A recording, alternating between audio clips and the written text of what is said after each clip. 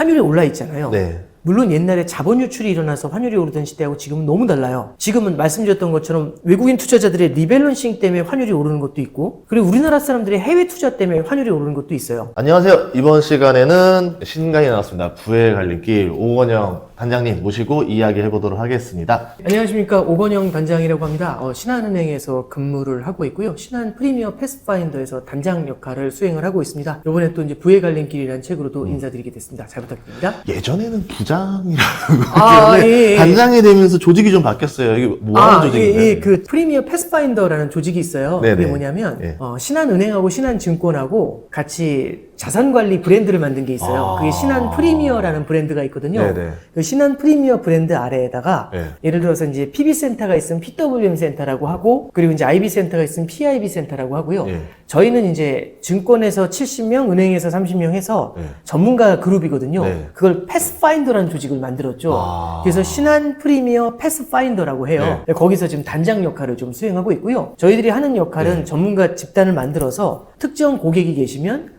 그 투자자분한테 맞춤형 자산관리 상담, 컨설팅 예. 이런 걸 진행하는 그런 역할을 수행하고 있습니다. 많은 사람들이 그냥 제일 궁금한 겁니다. 코스피가 오르는데 환율도 오릅니다. 네. 저는 투자하면서 이런 경우를 거의 본 적이 없는데 이게 무슨 현상입니까? 이렇게 말씀하시는 분이 많더라고요. 일단 최근에 나타나는 현상만 보면 리밸런싱하고 관련이 있다는 얘기를 많이 하잖아요. 그 리밸런싱의 핵심에는 이런 게 존재하죠. 결국에는 글로벌 투자자가 100이란 돈이 있는데 우리나라한테 배정한 게 3%예요. 그럼 3%를 넘으면 안 되는데 글로벌 투자자들이 우리나라 주식 사면 작은 것들보다는 삼전 하이닉스 많이 샀을 거 아니에요. 네. 근데 이제 아시겠지만은 이 투자를 할 때 보면 이게 비중이 투자하잖아요. 네. 그럼 이제 또 뭐가 있냐면 히스토리컬 분석을 해요. 그러니까 역사적으로 얼마나 오르는지 이 밴드가 있어요. 근데 우리나라가 한 15년 동안 못 올랐잖아요, 주가가. 그쵸. 계속 2,000박스였잖아요. 네. 그럼 여기는 그렇게 많이 안 오르는 주식인데 갑자기 팡 뛰는 거죠. 근데 팡 뛰니까 3% 위로 쑥 올라올 거 아니에요. 네. 그럼 3%가 한도인데 이걸 넘어서니까 오른 만큼은 솎아줘야죠. 아, 국민연금처럼. 그렇죠. 탁 쳐내죠. 네. 그럼 딱 쳐내면은 주식을 판 거잖아요. 삼전 하이닉스를 팔았죠. 네. 그럼 판 걸 갖다가 캐시로 원화를 받았을 거예요. 네. 이 외국인이 원화를 갖고 있는 게 아니라 이 원화를 팔고 네. 달러를 사서 쏴야죠. 아. 그러면은 삼전 하이닉스 주식이 올라오는데 네. 계속 외국인이 올라오는 만큼 주식을 팔고 환전해서 쏘니까 주가가 오르는데 환율이 뛰는 것처럼 이게 이제 리밸런싱 효과로 나타나는 게 있어요. 예. 그래서 최근에는 그 효과가 좀 있고요.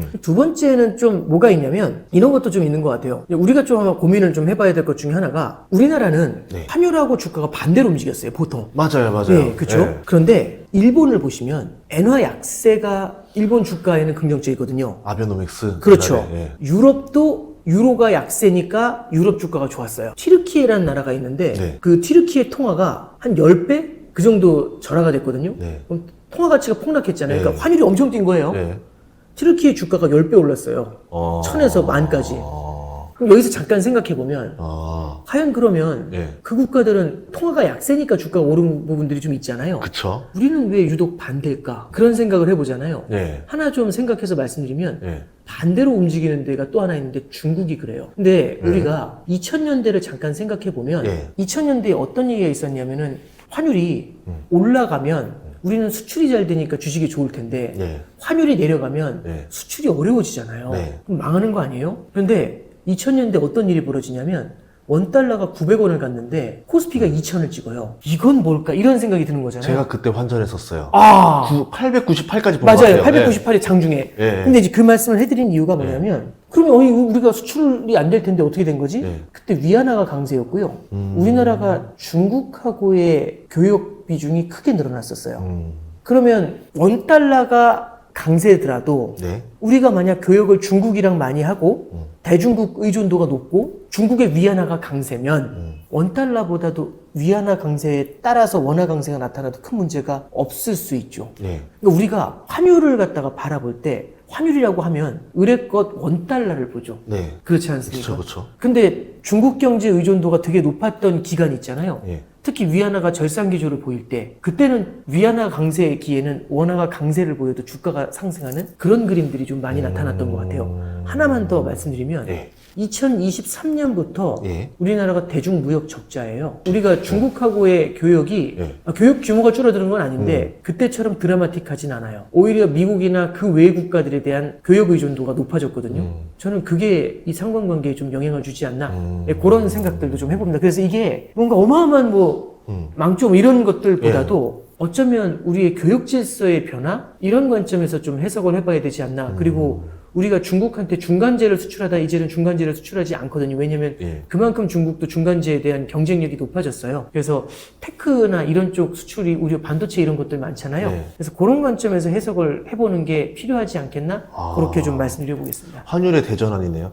그렇죠. 그러니까 제가 예. 그 환율의 대전환이라는 책은 작년에 썼는데요. 예. 그 책에서도 말씀드리는 포인트 중에 하나가 뭐냐면 여태까지는 우리가 중국 경제에 대한 교육 의존도가 높았지만 미래는 이게 바뀌지 않겠는가?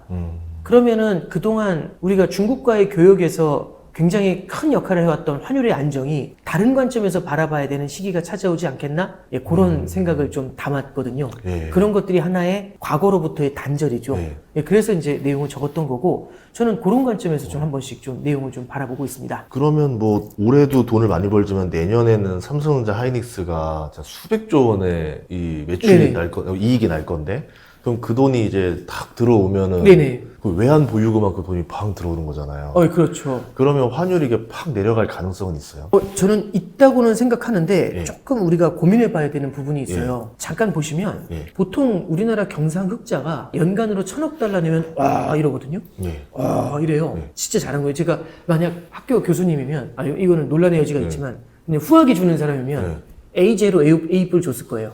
A뿔 줬을 거예요. 네. 실제로 2015년에 1,000억 달러 때리고 그 외에는 1,000억 달러 때리기 되게 힘들었거든요. 그래서 2015년 진짜 그 경상흑자 정말 좋았다 이랬어요. 작년에 혹시 트럼프 관세 때린다고 했잖아요. 예. 그래서 작년 초에는 700억 달러는 하나 그랬는데 작년에 되게 고무적이었죠. 왜냐하면 작년 1년간 경상흑자가 1,230억 달러 났어요. 와. 그러니까 기록이죠. 예. 이런 거죠. 그렇죠, 그렇죠. 이거 A 플러스의 23%를 끌어올린 거잖아요. 그럼 이제 올해를 보죠. 예.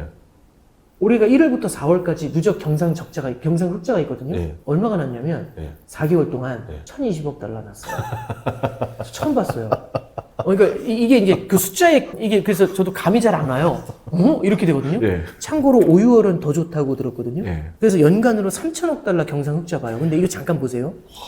우리는 수출해서 수입을 빼야 네. 경상 흑자 이걸 보는 거잖아요. 그쵸, 그쵸. 우리는 수입을 뭘 많이 하냐면 에너지를 수입 많이 해요. 네. 그래서 유가가 올라가면 되게 취약하거든요. 그쵸. 22년도에 그래서 우리가 무역 적자 날 뻔했어요. 잠깐 보면 3, 4월 달에 유가가 어땠죠? 높았죠. 되게 높았죠. 네. 근데 1,000억 달러 본 거예요. 어. 그러니까 그러니까 2015년으로 돌아가면 네. 아까 1,000억 달러 때렸다고 했잖아요. 네. 15년에 네. 수출도 좀 잘했지만 저유가였잖아요. 저유가였죠. 네. 유가가 40달러까지 네. 올라갔죠. 그러니까 훨씬 유리하지 않았을까요? 근데 이번엔 유가가 고유가인데 유가가 높은데 네. 우리가 경상흑자를 그만큼 냈죠. 그 얘기는 반도체가 얼마나 세다는 얘기가 되는 건가요? 그렇죠. 그럼 막 유가 지금 내려가는 흐름이면 4천억 달러까지 바라볼 수 있는 거잖아요. 그러니까 현재로서 제가 뭐 네, 이제 그 경상흑자가 얼마 정도 찍을 것이다 이렇게 예측하는 그런 일은 네, 하진 않지만 지금 현재 예측치가 3,000억 달러 정도 나와 있죠. 그러면은 진짜 어마어마하게 많은 달러가 들어오는 거예요. 그쵸. 아까 외환보유액만큼 들어온다는 말씀하셨는데 외환보유액이 4,300억 달러거든요.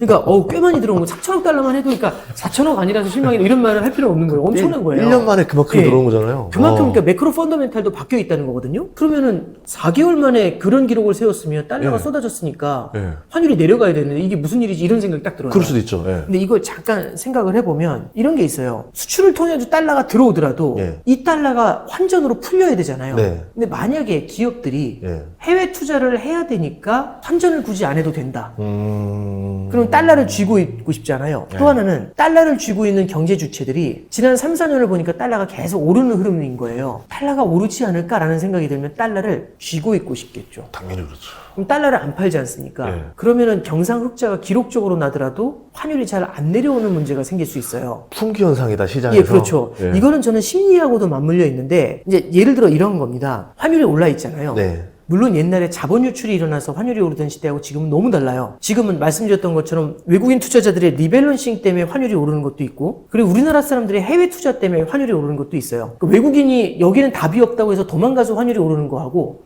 우리가 주체적으로 해외 투자를 늘리고 그 다음에 외국인들이 너무 주가가 좋으니까 도망가는 거하고 조금 결이 다르잖아요. 그렇죠. 근데 여하한 이유에서도 환율이 올라 있으면 부담스러운 건 있어요. 뭐냐면 환율이 높아 있는 상태가 오래 가서 고착화가 되잖아요. 고환율이. 네, 네. 그럼 사람들의 마음속에 환율을 바라보는 기준이 바뀌어요. 그쵸. 한번 해볼까요? 1,400원이면 높을까요? 낮을까요? 저는 예전에는 경악했는데 지금은 예. 싸다 생각해요. 그렇죠. 그러니까 대표님만 해도 생각이 네. 되게 유연하게 빠르게 바뀌어 있는 거예요. 네. 왜냐하면 아직도 1,300원도 높다고 생각하는 사람들도 많잖아요.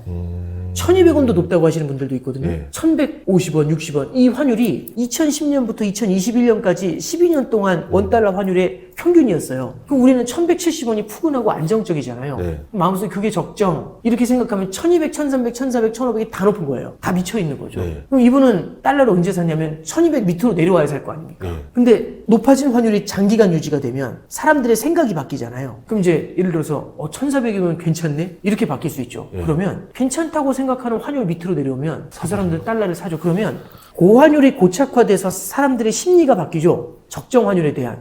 그러면은 환율 레벨이 내려올 때 매수가 들어오죠. 네. 그러면은 환율의 바닥이 예전보다 점점 위로 올라와요. 그런 관점에서 우리는 환율의 뉴노멀이라는 걸 생각할 수 있거든요. 그래서 흑자가 나면 무조건 환율이 옛날로 돌아간다. 이거 쉽지 예. 않아요. 물론 주춤하게 만들 수는 있겠죠. 예. 그래서 우리가 이제 경상흑자가 만약에 고환율 고착화하고 만나게 되면은 과거처럼 경상흑자가 무조건 환율을 하락시킨다는 이 공식이 워킹하지 않을 수 있어요. 그러니까 이제 당국에서도 예. 고환율 고착화에 대해서는 지금 경계감을 갖고 있는 것 같아요. 예. 그래서 보면은 한국은행에서도 한은 총재 새로 들어오셨잖아요. 신현순 예. 총재님 들어오셨는데 굉장한 석학이십니다. 저도 그분 자료 많이 참고하는데 그분 이제 말씀하시는 것 중에는 우리나라 환율에 펀더멘털이 있다. 그 펀더멘털 대비 환율이 너무 높은 것 같다. 이 말씀 하시거든요. 그리고 환율이 높아진 요인 중에는 미국과의 금리 차가 있다. 미국의 기준금리는 3.5인데 우리는 2.5예요. 예. 그럼 미국 금리가 높으니까 달러가 셀 거 아닙니까? 네. 그러면 이제 그 얘기는 금리 인상을 조금 환율까지 감안하려면 금리 인상이 마찬가지로 진행이 된다. 그래서 이 얘기가 나온 다음에 7월달 한국은행 금통위에서는 기준금리 인상이 기정사실화되는 그런 분위기로 흘러가는 거죠. 그래서 아마 이제 환율을 잡으려는 네. 아마 당국의 정책 공조 중앙은행과 네. 그런 것들이 좀 있지 않을까라는 생각은 듭니다. 그럼 환율을 위해서 금리라는 카드를 지금 쓸 가능성이 생겼다. 네, 그렇죠. 예. 근데 이게 그냥 높기 때문에 무조건 잡아야 돼 이것도 있겠지만 고환율이 고물가와 만나면 아니 고환율이 고유가와 만나면 고물가를 낮춰. 그쵸. 왜냐면 에너지를 수입하는데 그걸 그 높은 환율로 수입하니까 얼마나 에너지 가격 부담이 되겠어요. 실제 지금 MOU 체결했다고 하지만 주유소 기름값 많이는 안 내려왔잖아요. 네. 네, 이거 환율의 역할도 있거든요. 아. 네, 그러면 이제 물가를 안정시킬 필요성 여기에 초점을 맞추면 중앙은행은 실제로 기준금리를 인상하는 명분 그리고 환율을 갖다가 안정시키기 위해서 노력할 수 있는 명분 이렇게 생길 수가 있다고 생각합니다. 왜냐면 미국이 저번에 보고서를 보니까 최근에 3번까지도 금리 인상 가능할 것 같다는 얘기를 했잖아요. 네네. 그럼 우리도 지금 이 상태에서 한 번이라고 그러면 저기 3번 올리면 또 3번 또 받아서 또 올려야 될 거 아니에요. 그렇죠. 이제는 옛날처럼 미국이 금리 올리든가 말든가 우리는 안 올려. 이제 이 전략이 쓰기 어렵다는 거잖아요. 그렇죠. 이제 뭐냐면 미국이 금리 올리든가 말든가 우리는 안 올려 이렇게 되면 예. 금리 차가 벌어지는 걸 용인하는 거죠. 예. 그럼 금리 차가 벌어지게 되면 사실 환율의 상승을 용인할 수밖에 없죠. 22년 이후에 금리 차가 뒤집어지거든요. 그런다면 그게 지금까지 이어져 왔는데 예. 그 기간 동안에 환율이 1200원이라는 밴드를 넘어가지고 계속해서 꾸준히 올라오는 모습을 보인 거죠. 예. 그래서 우리가 이제 환율을 바라보는 관점은 물론 금리 차가 모든 걸 결정하지 않지만 금리 차가 뒤집어진 그 이후의 모습들 그렇게도 해석을 해볼 수가 있는 겁니다. 근데 국가 입장에서는 만약 우리나라가 금리를 4번 정도 올릴 수 있는 체력은 아니라고 이제 볼 확률이 좀 높을 것 같은데. 네네네. 그러면은 이제 적당히 환율을 잡으려고 하긴 했지만 금리 차가 더 벌어지게 되면은 또 더 올라갈 수도 있는 거네요. 그렇죠. 그러니까 이렇게 보시면 될 것 같아요. 만약 미국이 압도적인 성장률을 보여서 금리를 크게 끌어올려야 된다. 예. 그럼 우리한테도 부담이죠. 그러니까요. 왜냐면 그것도 캐치업을 어느 정도는 해줘야 되거든요. 그래서 기존 하는 총재께서도 이창용 총재 계실 때도 어떤 얘기가 있었냐면 미국이 금리를 인하해 주는 게 우리가 정책 운용할 때 도움이 많이 된다. 룸을 준다. 금리를 올리면 예. 미국 금리가 높게 유지가 되면 우리가 정책 운용하기가 되게 힘들죠. 예. 경기 부양을 위해서 금리를 내리면 환율이 뛰어버리는 문제가 생기니까요. 네. 그래서 미국이 좀 이렇게 안정이 돼 있으면 움직이지 않고 있으면 우리가 아무래도 좀 숨을 쉴 수 있는 공간이 생기지 않겠습니까? 네. 네, 그래서 아무래도 이제 미국도 함께 바라보면서 실제 그 투수 있잖아요. 예. 투수가 이제 앞에 타자가 잘 친대요. 그럼 이제 공을 여러 개를 던져야 되는데 다양한 네, 구질을. 근데 1, 2루에 도루를 그렇게 잘하는 애들이 세계에서 도루 제일 잘하는 1, 2번이 다 나가 있는 거예요. 그럼 직구밖에 못 던지죠. 그렇죠. 패스트볼밖에 못 던지잖아요. 네. 변화구 못 던지잖아요. 제 생각에 직구도 못 던지죠. 견제구만 던지다 끝날 것 같지 않으세요? 계속 얼마나 찜찜하겠어요. 그러니까 이제 앞을 바라보면은 금리를 낮춰줘야 되는데 뒤를 바라보면 금리 차가 벌어져 있잖아요. 그래서 정확한 표현은 기억이 안 나는데 우리가 이제 미국의 통화 정책의 종속돼 있는 건 아니지만 그쪽을 신경 쓸 수밖에 없다라는 뉘앙스의 그쵸, 코멘트를 그쵸. 하셨던 적이 있어요. 기존의 이창용 총재께서. 그러니까 그 이유가 이제 이런 데 있는 겁니다. 그래서 참 미국이라는 나라의 통화 정책의 파괴력 모두가 신경 쓸 수밖에 없는 케이스죠. 그럼 지금으로서는 유가가 떨어져서 미국의 인플레가 좀 잡혀가지고 그래야죠. 금리 인상을 최소한으로 하게 만드는 게 그나마 제일 베스트 시나리오가 되는 거네요. 네, 그렇죠. 그러니까 야. 우리가 근데 이제 하나 더 말씀을 드리면 예. 올해 우리나라 성장이 현재 나쁘지가 않아요. 네. 이 내수 성장은 무슨 소리냐 이러실 수 있지만 우리가 체감하는 성장은 수출 성장이 아니라 내수죠. 왜냐면 개인적으로 우리가 반도체 만들어서 수출 안 하지 않습니까? 네. 댁에서 반도체 만드는 설비 없을 거 없죠, 아닙니까? 없죠. 예. 그러니까 우리는 개인적으로는 다 이 서민들이잖아요. 서민들은 다 내수 경제하고 맞물려 있죠. 내수 소비 경제의 성장률은 그래도 괜찮은 편이에요. 작년보다는. 근데 아무래도 수출 성장이 너무 압도적이다 보니까 초라해 보이는 거죠. 참고로 작년 대비해서 작년부터 올해까지 연간 성장률이 전년 대비로 3.8% 정도 성장했어요. 근데 이게 실질 성장률이거든요. 네. 우리는 명목 성장률을 더해야 되잖아요. 명목 성장률은 물가를 더해야 된대요. 네. 소비자 물가 지수는 3% 수준이에요. 근데 소비자 물가 지수는 사실 보시면 우리 일상에서 만나는 물품을 소비자 물가 지수에 반영하죠. 네. 근데 혹시 그런 거 없잖아요. 나 여기 집 앞에 마트 가서 반도체 사올게 이러신 적 없죠? 없죠. 나 저기 근처에 가가지고 근처 마트에서 HBM 사올게 이러신 적 없죠? 없죠. 그럼 우리는 CPI죠. 소비자 물가 지수에서는 반도체 가격을 다이렉트로 안 만나잖아요. 아 물론 반론하실 수 있어요. 노트북 있지 않냐? 그러니까 간접적으로 만나죠. 노트북은 반도체만 있는 건 아니잖아요. 수출은 반도체만 만나는 경우가 많죠. 그러면 수출 물가가 있겠죠. 네. 수출 디플레이터라는 게 있어요. 아. 그게 13.3% 올랐어요. 작년 대비. 그러면 명목으로 해볼게요. 네. 우리 명목 지금 실질 성장률이 3.8인데 네. 수출 디플레이터가 13.3이면 명목 성장률이 17%가 넘죠. 네. 70년대 이후 처음이잖아요. 그쵸. 어마어마한 겁니다. 그러니까 증시가 이렇게 오른 거다. 그러니까 이거는 이제 수출에 대한 얘기인데 예. 잠깐 생각을 해보면 예. 우리 성장이 예. 나쁘지가 않은 거잖아요. 그래서 이제 신현성 총재께서 코멘트를 할 때도 올해 우리나라 성장률 할 때 명목 성장률도 봐야 된다. 이제 그 뼈 때리는 말씀을 하신 게 보통 일반적으로 막 경제를 보는 사람들도 실질 성장률에 주목하는 경우들이 많은데 올해는 명목 성장률도 봐야 되지 않냐? 맞죠. 왜냐하면 반도체를 100개를 팔다가 200개를 파는 것도 중요하지만 반도체 가격이 엄청나게 올랐다는 것도 사실 그만큼의 달러벌이가 되는 거잖아요. 그쵸. 같이 봐야죠. 네. 13.3인데. 예, 그래서 올해는 성장이 그래도 예. 다른 해보다 괜찮잖아요. 예. 이럴 때 이제 기준금리 인상을 하는 게 성장률이 낮을 때 하는 것보단 덜 아프다. 낫겠죠. 그럼 이제 예. 우리가 무슨 말씀드리고 싶냐면 실기를 한다는 표현 하잖아요. 네. 성장률이 나을 때 금리를 올려줬었어야지. 이런 얘기가 사실은 예전에 그 연준에서도 막 나오고 그랬잖아요. 아, 예, 예. 그러니까 어쩌면 그래서 이번에 이제 하반기에 기준금리 인상의 가능성이 굉장히 높아지고 그걸 시사하는 방식도 이런 실기하고 맞물려 있지도 않나 그렇게도 보고 있습니다. 지금 그러면 채권 시장은 별로 좀 안 좋겠네요. 이게 자꾸 오를 것 같은 기미가 보이니까 가격은 자꾸 떨어질라 할 거 아니에요. 채권 회사도 힘들어요. 아, 진짜요? 지금? 그렇죠. 왜냐하면 채권금리 네. 계속 올라왔잖아요. 네. 그리고 이제 기준금리 인상에 대한 불확실성도 높고, 네. 그러니까 올해만 올리고 끝나는 게 아니라 내년에도 몇 차례 더 올릴 수도 있어. 아. 이런 얘기가 있는 거잖아요. 그죠? 그러니까 그만큼 채권 시장이 지금 고민을 많이 할 수밖에 없는 거고, 중동 전쟁으로 인해서 이제 유가가 좀 내려와 줘야 되는데, 유가는 내려왔지만 지금 뭐 통행료 나온다질 않나, 보험료 높아진다질 않나, 막 이러잖아요. 그럼 사실상 유가 자체는 내려왔을지 모르지만 운송료는 올라간 거거든요. 네. 그러니까 우리 기름값 별로,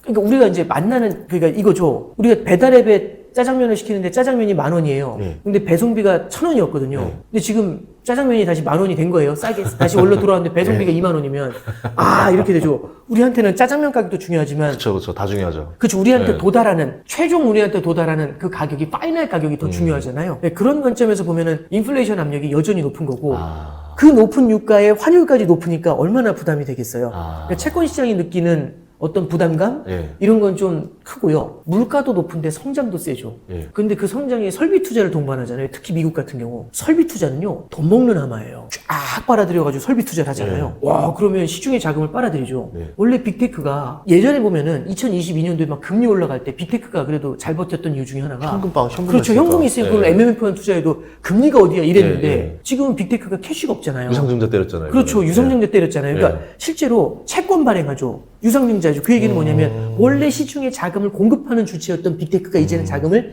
빨아들이는 주체가 되죠. 어이구야. 그러면은 채권 시장 입장에서 얼마나 부담스럽겠어요. 돈이 모자라는데. 그냥 빅테크가 큐티하고 있는 거네요, 지금. 큐티까지는 뭐 어떻게 설명이 좀 애매하지만 그러니까 애매하지만, 자산을 예. 사들이는 게 예, 불문이죠. 자기들이 예. 채권은 이제 계속 발행해가지고 시중 자금을 시장이 돈을 빨아들이니까. 빨아들이겠다. 예. 와. 그러니까 모래들이 들어와가지고 옛날엔 돈 퍼주던 애들이 야. 갑자기 반대로 도니까 얼마나 미국의 국채 시장이 부담스럽겠어요. 아, 미국도 그렇겠네. 그래서 그 금리가 높은가요, 미국도? 잘 안 내려오잖아요. 네, 맞아요. 예. 그리고 이제 아. 사실 금리가 높은데 주식시장은 주가는 많이 이제 올라와 있으니까 유상증자를 때리면 예. 주식수를 크게 하지 않더라도 꽤 많은 자금을 땡길 수가 있잖아요. 예. 아마 치열하게 봤겠죠. 주식 발행이 코스트가 낮냐, 채권 발행이 코스트가 낮냐 이렇게 봤을 텐데 지금 만약 금리가 저렇게 올라가 있는 상태에서 주가가 저렇게 높으면 유상증자도 좋지 않겠어 이런 생각하지 않았을까요? 그래서 구글이 유상증자한 이유가 그렇죠. 이게 더 이득이다 판단하는 거네요. 그렇죠. 일반적으로 유상증자보다는 채권 발행이 더 왜냐면 남의 돈 갖다 쓰는 게 더 낫죠. 예. 자기 돈 갖다 쓰는 것보다. 네. 그러니까 결국에는 주식은 코스트가 그만큼 높잖아요. 네. 자본 비용이. 네. 네. 이제 연준 의장이 바뀌었어요. 캐비넛 씨로. 네네. 그렇게 되면은 기조가 어떻게 갈 거라 보세요? 요번에 FOMC를 보면서 느낀 게 이분이 이제 인터뷰를 할 때 기자회견을 할 때 느낀 게 이거예요. 뭘 물어보니까 이거는 포워드 가이던스를 유도하는 질문 같은데요. 뭐 이런 뉘앙스로 그러니까 쉴드를 엄청 치더라고요. 예, 맞아요. 그래서 이제 뭐라고 하냐면 그 뒤에는 나중에 TF가 만들어졌으니까 거기서 고민할 거라고 아주 웰컴하는 상황이라고 이런 얘기 하더라고요. 네. 질문할 때마다 TF가 만들어졌다고 해요. TF를 5개를 만들었어요. 네. 질문도 카테고리가 안만 많아야 대여섯 개 아니겠습니까? 그 모든 질문에서 기승전 TF로 가죠. 그래서 이제 잠깐 보면 캐비넛 씨는 이미 연준에 들어오기 전부터 의회에서 증언을 할 때부터 이미 인사청문회 할 때부터 나는 연준을 바꿀 거야 라는 얘기를 되게 많이 했어요. 대차대조표를 줄일 거야. 커뮤니케이션 줄일 거야. 그 다음에 우리가 바라보는 물가 데이터도 바꿀 거야. 그 다음에 생산성 혁명이니까 물가가 오르더라도 이 물가는 일시적이라서 금리를 낮출 수 있어. 그 다음에 연준의 통화정책 프레임워크 바꿀 거야. 이런 얘기 많이 했거든요. 지금 그 항목별로 TF를 다 만들었어요. TF 5개거든요. 그래서 이 5개 TF를 만들어서 돌리는데 그럼 TF를 왜 만들었을까? 자, 이거죠. 그러니까 연준 의장은 엠페러죠. 그러니까 황제가 아니에요. 네. 들어오자마자 명령하노라, 없애라, 바꿔라 이렇게 할 수가 없는 거예요. 이제 합의체잖아요. 이거 어떻게 생각해? 이래서 합의를 하겠죠. 협의를 하겠죠. 물론 연준 의장의 파워가 있죠. 근데 한 명이 들어와가지고 갑자기 들어오자마자 다 바꿔! 이거는 굉장히 부담되겠죠. 그럼 어떤 식으로 토론하는 게 좋을까? 어떻게 하면 내 의견을 관찰할 수 있을까? 일단 이런 거죠. TF를 만들어서 우리 연준 내에서 고민해보니까 이런 리서치 결과가 나왔어. 바꾸자고 하네? 이렇게 얘기하는 게 연준 기존 위원들하고 얘기할 때 훨씬 스무스하지 않을까요? 그렇죠. Just feeling, 내 feeling이 그래요, 이거보다. 그게 이제 캐비넛이가 5개 ETF를 만들어서 연말까지 가동해보겠다는 얘기의 핵심이고, 그럼 이제 캐비넛이 아무것도 못했네? 이렇게 생각할 수도 있으니까, 요번에 이제 몇 가지 변화를 줬죠. 성명서를 반토막 내버렸어요. 포워드 가이던스가 거의 사라졌거든요? 그러니까 읽으면서 이건 포워드 가이던스 느낌이 나는데 막 지운 것 같아요. 하나 더. 다플랏이라고 해서 점도표를 찍어야 되잖아요. 캐비넛은 안 찍었어요. 그러니까 이거 없애는 건 부담스러웠겠죠. 근데 이제 다플랏을 어쨌든 자기는 안 찍었다는 거는 시장에 시그널을 줬죠. 이제 나 왔다. 스테이트먼트를 줄인 것도 그 시그널이죠. 마치 저 사장님이 난 짜장면 하면 밑에 다 짜장면 하는 것처럼. 그렇죠. 이제 나머지 위원들 안 찍는 사람 생겨날 거 아니에요. 예. 이게 저는 이제 생각하는 게 뭐냐면 아마 캐비넛 씨가 커뮤니케이션을 줄이고 싶다는 얘기를 해요. 왜 그러냐면 원래 연준이 커뮤니케이션을 많이 안 했어요. 제가 2004년부터 마켓 볼 때 무슨 점도표에 무슨 기자회견 이런 거 거의 없었어요. 그린스펀 하셨거든요. 이분 별로 말이 없었고 3일 전에 영면하셨잖아요. 근데 이분 이제 그린스펀 때까지만 해도 그랬고 금융위기 이전까지만 해도 이렇게 친절하지 않았거든요. 근데 이게 포워드 가이던스가 도입되는 데 이유가 있어요. 왜 도입이 됐냐면 금융위기 때 보면 이런 일이 벌어져요. 이제 그 금융위기 와서 다 쓰러졌잖아요. 금리를 제로로 낮추고 그렇게 부양을 했는데 안 올라와요. 그래서 야 이렇게 해주는데 왜 안 올라오니? 그랬더니 하는 얘기가 지금 상황에서 올라와 봐야 그때는 뭐 물가 오른다고 해서 금리 올려서 때릴 거 아니에요. 지금이야 제로지만 금방 올릴 거 아닙니까? 딱 이러는 거예요. 나 좋아지면 바로 때릴 텐데. 그게 뭐냐면 이제 농구를 하면 그림자 수비수가 계속 쫓아다니는 거예요. 그럼 옆으로 가나 좌우 어디로 가도 계속 수비가 계속 맨투맨으로 따라다니면 아무것도 못 하잖아요. 돌파에 못 들어가잖아요. 그러니까 이제 그런 거죠. 그때 당시 버냉키가 그런 심리가 있구나. 연약한 심리가. 그래서 이제 뭐라고 하냐면 그럼 어떻게 하면 되겠어? 했더니 그럼 수비가 안 붙으면 되죠. 이거예요. 그럼 수비를 스크린해가지고 묶어줘야죠. 그래서 뭐라고 하냐면 버냉키가 이래요. 앞으로 상당 기간 금리 인상 안 할게. 이렇게 선언하면 되겠니? 약속하면 되겠니? 그랬더니 이제 시장이 그러는 거예요. 상당 기간이 얼마입니까? 섭섭치 않은 기간이야. 그게 뭡니까? 그러니까 정확한 숫자를 말해주고 싶잖아요. 그래서 그때 당시 시카고 연은 총재 중에 에반스라는 분이 있었어요. 에반스 룰이라는 게 있었는데 실업률이 6.5 밑으로 내려올 때까지 소비자 물가지수가 2.5 위로 올라올 때까지 금리 안 올릴게. 이런 걸 이제 픽스를 시키라고 해요. 약속을 할 때 그거잖아요. 잘해드릴게요. 이거 하고 네. 제가 몇 천만 원 드릴게요. 딱 숫자를 제시하는 거하고 다르죠. 다르죠. 네. 섭섭치 않게 이거보다는 네. 포워드 가이던스는 그런 걸 클리어하게 줘요. 그러면 시장이 오 이렇게 되면서 올라오기 시작하겠죠. 그래서 포워드 가이던스를 줬던 거예요. 근데 지금 뭐 다 좋아졌으니까 이제 지금도 줄 필요가 뭐 있냐. 오히려 이 포워드 가이던스를 준다는 게 연준이 시장에 개입을 해가지고 자꾸 포워드 가이던스 주니까 시장이 그걸 보면서 자꾸 뒤틀어지는 거 아니야. 부작용이 더 커. 이거 없애. 이게 케빈 허씨의 얘기거든요. 그러니까 케빈 허씨는 이걸 바꾸고 싶어 하는 거죠. 근데 처음부터 바꾸면 일단 반발도 크고 두 번째는 제 생각에 이거 많이 못 없애요. 왜냐면 포워드 가이던스를 트럼프도 많이 써요. 예를 들어 뭐 있냐면 국제 유가는 호르무즈가 뚫리면 미친 듯이 내려갈 거예요. 이런 얘기 하잖아요. 예. 또 그런 거 있잖아요. 뭐냐면 전쟁 끝나는 건 금방 끝날 거라고. 6주 안에 끝난다. 이런 얘기 하잖아요. 맞아요. 여기다 포워드 가이던스죠. 그러네요. 그러니까 이제 뭐냐면 포워드 가이던스가 어떤 땐 이런 것도 있어요. 내가 통화 정책을 쓰지 않고도 쓴 효과가 나요. 예를 들어 금리 인상을 고민할 겁니다. 포워드 가이던스죠. 그럼 시장의 금리가 그치. 쫙 올라가잖아요. 네. 그러면 올라간 금리가 물가를 알아서 잡아요. 네. 그럼 굳이 금리 안 올려도 되죠. 그럼 그냥 지나갈까? 이런 거죠. 말하지 않고, 그러니까 뭐냐면 행동하지 않고 이길 수 있거든요. 말만으로. 그래서 케빈 허씨가 아마 그 현재 있는 포워드 가이던스에 되게 어지럽게 놀려 있는데 그런 것들을 아마 좀 취사 선택하는 그런 고민을 좀 하게 될 것 같아요. 이게 들어보니까 이게 그 케빈 어시가 꿈꾸는 세상이 그러면 그 리먼 전의 연준으로 돌리겠다 그렇죠. 이런 거예요? 그렇죠. 연준의 역할이 크지 않았을 때. 근데 케빈 허씨 말이 틀린 게 아니라 원래 중앙은행은 시장에 영향을 안 줘요. 중앙은행은 시중은행에게 유동성을 주고 시중은행이 대출을 해서 시중에 유동성을 줘야 되거든요. 금융위기 때 시중은행이 다 쓰러졌기 때문에 골키퍼가 뛰어나온 거예요. 그래서 연준이 나와가지고 막 채권 사주고 난리가 아니었던 거거든요. 이거 비정상인 거죠. 그래서 이거는 긴축이 아니라 비정상을 정상화하는 노멀라이제이션, 정상화라는 표현을 쓰는 거죠. 그래서 이제 중앙은행은 역할을 줄이고 원래 네가 살던 소굴로 돌아가. 물가 잡는 데 안정에 초점을 맞춰. 그게 너의 독립성을 지키는 최선이야. 그런 거 안 하고 이것저것 하다 보니까, 21년도에 그 물가 끌어올리고, 물가도 못 잡으니까 그렇게 된 거 아니야? 독립성 얘기 나오고 이런 얘기를 하고 있는 거예요. 케빈 허씨는. 그럼 중앙은행은 그만큼 역할을 줄이고 물러나고 그 자리를 원래 역할을 했었던 시중은행이 다시 들어와서 대출로 유동성 펌프질을 하라는 얘기죠. 그럼 이제 시중은행들이 들어와가지고, 저 규제가 많아서 안 되는데요? 금융위기 이후에. 그래, 풀어줄게. 이 얘기에서 금융규제 완화 얘기가 나오는 거잖아요. 네, 그렇게 맞물립니다. 아니 근데 이렇게 되면 그러니까 아까 말한 골키퍼가 수비수 역할을 해주다가 다시 골키퍼 위치로 돌아간다 하더라도 수비수들이 그때 그 도움에 젖어들어서 우리끼리 어떻게 수비해? 그러니까 한마디로 연준이 빠지고 나면은 시장에서 나름대로 충격이 있지 않을까요? 그렇게 되면? 그렇겠죠. 저도 비슷하게 생각해요. 그래서 예전에 한 번도 그런 편한 걸 겪어보지 않았으면 모르겠는데 겪어봤잖아요. 편한 걸 겪은 사람이 다시 어려운 시절로 돌아가는 건 못하죠. 되게 힘들죠. 몰랐다면 몰라도, 그죠? 그래서 아마 케빈 허씨가 이제 TF 만들어서 이제 하나하나 바꾸려고 할 텐데 그 사이에 저항이 좀 있을 거라고 생각해요. 그쵸. 돌아갈 수 없다와 돌아가자 파는데 이제 지금. 그러면 거기서 아마 합의점을 찾아 나서겠죠. 네. 그러면은 어떤 건 줄이고 어떤 건 많이 안 줄이고 이런 게 나오지 않을까요? 아까 저는 그런 생각을 좀 포워드 해요. 가이던스도 최소한으로 어느 정도 합의선이 나오고 이제 아까 연준이 하는 역할도 중간 어느 선을 찾아야 된다. 네네, 그렇죠. 예.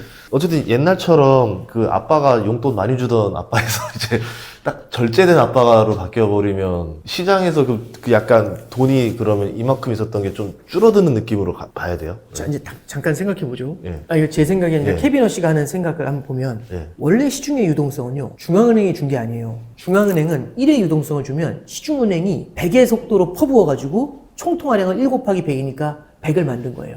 근데 금융위기 때 은행이 다 쓰러져서 100을 못 돌리고 1밖에 못 돌려요. 그럼 1 곱하기 1은 1이잖아요. 그럼 통화량이 100분의 1이 된 거예요. 그래서 디플레이션 위기 나온다 그랬던 거거든요. 근데 이제 1 곱하기 1밖에 안 되잖아요. 그러면 1이 끌어올려지지 않으니까 시중은행이 중앙은행이 나서가지고 100을 퍼붓는 거죠. 그래서 100 곱하기 1을 하니까 100으로 돌린 거예요. 이게 양적 완화예요. 근데 이제 이 100을 90으로 줄이면 긴축이야 이러잖아요. 네. 근데 만약에 시중은행이 살아나서 1이 아니라 2로 바뀌면 네. 90 곱하기 2는 180이죠. 80 곱하기 3은 240이죠. 네. 그렇잖아요. 네. 70 곱하기 5, 60 곱하기 이런 식으로 바뀌는 거죠. 그러면 사실상 시중 통화량을 갖다가 만들어내는 역할을 중앙은행이 직접 나서서 하는 게 아니라 원래 하던 시중은행으로 돌아가는 거죠. 그게 하나의 정상화죠. 네. 그래서 그렇게 하려면 시중은행들의 대출이 원활하게 나와야 되는데 그쵸. 시중은행들의 대출을 원활하게 하도록 하기 위해서 지금 연준 내에서도 그렇고 트럼프 행정부도 금융규제 완화를 강조하고 있는 겁니다. 그게 아예 예전에 뭐 IFRS 뭐 이래가지고 막 난이도 계속 올려갔잖아요. 예, 예. 그거 국제적으로 다 낮춘다는 거, 미국만 낮추. 그러니까 뭐 예를 들어서 BIS 비율이라든지 예. 또 하나는 이제 SLR 규제라는 게 있었어요. 예. 그 SLR 규제가 은행들이 그 대출을 얼마나 할 수 있는지 자본 비율에 맞춰서 대출을 해주거든요. 그러니까 내가 갖고 있는 자본이 한정돼 있으면 대출을 많이 못 해줘요. 근데 그 규제를 좀 많이 완화시켜주는 예, 그런 역할들을 좀 수행을 하고 있는 거죠. 그래서 금융규제 완화를 통해 가지고 대출을 늘릴 수 있도록 그렇게 노력을 하려고 하고 있습니다. 그러면 은행들만 논하는 일이 된다. 일단은 은행들한테는 유리해지는 환경이죠. 예. 근데 이제 다만 이게 과연 은행이 규제 풀어줬다고 대출을 해줄까? 그것도 문제인 게 만약에 실물 경제가 메롱이면 절대 대출 안 하죠. 그렇죠. 그러니까 그게 이제 미국의 은행들이 이제 고민하고 있는 포인트가 될 것 같아요. 네. 이것도 이제 하나의 되게 큰 흐름으로 봐야 그렇죠. 되겠네요. 지금 예. 작은 흐름이 아니네요. 이렇게 네. 되면은 알겠습니다.